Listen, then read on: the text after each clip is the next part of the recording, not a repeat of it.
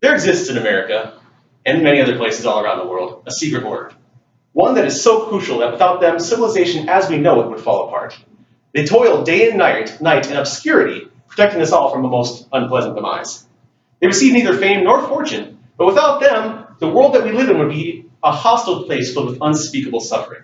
I'm talking, of course, about the wastewater operator. To quote a book that I used to read to my son when he was young, one written by famed author Taro Gomi, everyone poops. To quote a much less entertaining book, one written by California State University, and I want to get this right. Many serious outbreaks of communicable diseases have been traced to the direct contamination of drinking water or food supplies by the body waste of a human disease carrier. See, whether you know it or not, a qualified wastewater operator has been looking over your health and welfare since the day you were born, kind of like a guardian poop angel. So where does it all go when you flush? Well, your guardian poop angel can tell you. What would the world smell like without qualified wastewater operators doing this job? Your guardian poop angel can tell you. How much work do you suppose it takes to collect the waste from every single human being in just your hometown? Your guardian poop angel does it every single day. Let's start with that all-important question, where does it go? Well, I sat down with Kimberly Redfield, who was an adult employment specialist. Her answer was, well, I assume it goes somewhere for treatment. She was correct. But a wastewater operator would tell you first that after you flush, it heads into a city sewer, where it flows downhill via gravity. And it will continue to flow downhill until it can't anymore, where it hits something called a lift station. This does exactly what it sounds like it does. It's an elevator that picks up the dirty water so that it can run back downhill again. What about manholes? Well, your wastewater operator can tell you all about those too. Those are their special gateway to the magical underworld that is the sewer system. From here, they can inspect the flow and unclog the sewer. They take on kind of the role of an engineer and mechanic, because these sewer systems need to be designed, built, and maintained so that that nasty water continues to flow away from your home. Eventually, though, all sewers do lead to a wastewater treatment facility. These can range anywhere from basically a gigantic hole in the ground to an ultra-modern, computer-automated, mechanical, biological, and chemical treatment behemoth. Here, the wastewater operator learns all your dirty little secrets. You know how public restrooms usually have signs that say, don't flush feminine hygiene products or certain latex prophylactics? They show up in the wastewater treatment facility a lot more often than you'd think. So do simple things like rubber duckies, goldfish, dollar bills, and believe it or not, even dime bags.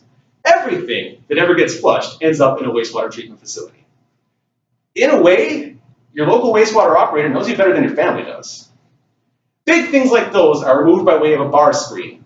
And here the wastewater operator kind of takes on the role of custodian. They need to keep that screen cleaned every day so that that water can continue to flow through it. If we're being honest, this portion of treatment, it stinks. But according to the Minnesota Pollution Control Agency, they say it only smells musty but not unpleasant, which I guess kind of depends on your definition of not unpleasant. Big stuff like that, with big stuff like that removed, the operator can turn their attention to the junk that made it past the screens. It's here that the operator becomes a mathematician. They need to do calculations like settling rates, detention times, and solids concentrations. Numbers like 8.34, 7.48, and 0.785 are invaluable tools, or so says the book, Lumpy Water Math, written by Jerry Grant. These numbers are committed to memory and used in formulas on a regular basis. The goal here is actually really simple. Just let the water sit. The heavy stuff will sink to the bottom, the light stuff will float, which leaves the stuff in the middle not clean, but at least cleaner. It's next that the operator becomes a biologist. They're going to be using bacteria in a means of biological treatment. See, when you eat, not all of the food that goes into your body stays in your body. What it doesn't use comes out the other end. These leftovers need to be eaten by something if you want their water to be clean. And to certain microscopic organisms, those leftovers look like an all-you-can-eat buffet. Lovingly referred to as bugs, operators need to keep them alive and happy so they can eat their fill. Laboratory tests like carbonaceous biochemical oxygen demand and dissolved oxygen content help them to do just that. Some bugs are good, some are bad. It's up to your wastewater operator to know which one is which. Of course, you can't have bugs in your water if you want the water to be clean. So once again, the operator needs to turn to math to calculate settling times and rates, as well as wasting rates so that they know how many bugs to get rid of, and return rates so they know how many go back into the buffet line.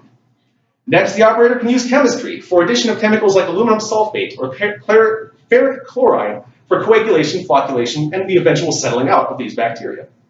If they do their job just so, the water that comes out of the process looks clean enough that you could bottle and sell it.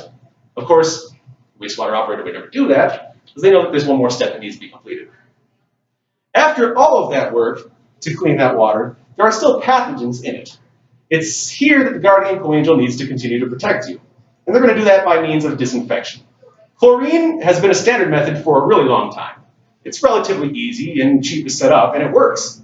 Unfortunately, though, it leaves a residual which must be removed. UV light's a real up-and-comer, though. It's more difficult and expensive to set up, but over time it could save the city money, and it leaves no residual. It's here that the operator has to put on kind of an accountant hat. They're going to have to come up with comparative figures to submit to City Council and the mayor so that decisions can be made on things like this. They also need to be effective communicators, because they need to be able to report to City Council, the mayor, and even private citizens when questions come up. After the water's been cleaned and disinfected, it needs to go somewhere. And, whether you know it or not, somewhere in Minnesota usually means the Mississippi River. All right, that's the same river I go fishing in, the same river my kid swims in, and the same river that big cities like St. Cloud and Minneapolis get their drinking water from. That's right. All of the waste from upstream of St. Cloud, after treatment, of course, comes out of the drinking fountains right here in our school. All of the waste that gets flushed down here in our school comes out of kitchen sinks all over Minneapolis. It's been done all your life, and chances are you've never noticed. But do you know who has noticed? Your qualified wastewater operator who made it all possible. That's your guardian poop angel who went to school and studied math, biology, chemistry, accounting, and engineering, all just to clean up after you. They work in obscurity and they get absolutely no fame or fortune out of the deal. And really, people only learn that they exist if the system breaks down. But still, they toil every day ensuring that life goes on just like it always has. They rarely even get a thank you. And that's why I wanted to commemorate them in my speech today. I think they are the unsung heroes of our time. And I just wanted to say to all of them, thank you. And by the way, thank you very much to my audience. We have Rose here, who was an unknowing volunteer, victim, I guess. And we have Jody and Gretchen from our class. So thank you very much, guys. I appreciate it.